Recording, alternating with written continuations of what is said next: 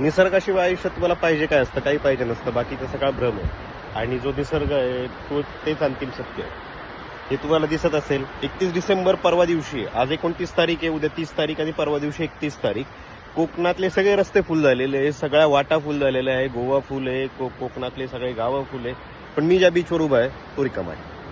हे असंच आहे, कारण कोकणातल्या अनएक्सप्लोर गोष्टी तुम्हाला माहितीच नाही. आणि हा रिकामा ही गोष्ट चांगली आहे, कारण हा क्लीन आहे.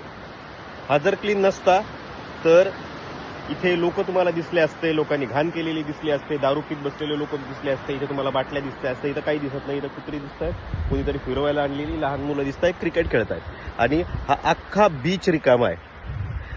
हे कोकण आहे. गोव्याला ज्यावेळेस तुम्ही जाता, गोव्याला जा, पण जाताना असे मार्ग घ्या की ज्या मार्गांवर हे अनएक्सप्लोर ठिकाणं तुम्हाला मिळतील. पण इथं आल्यानंतर याची शांतता टिकवा. ही गाज ऐका. ही जी गाज आहे, ही गाज ऐका, ही अनुभवा.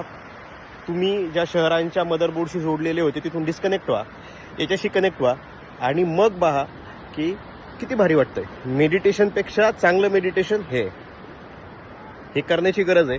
आजकालच्या शहरामध्ये प्रत्येक जण त्रस्त आहे, व्यस्त आहे. त्यातून बाहेर निघण्याची गरज आहे आणि हे अनुभवण्याची गरज आहे एकट्याने.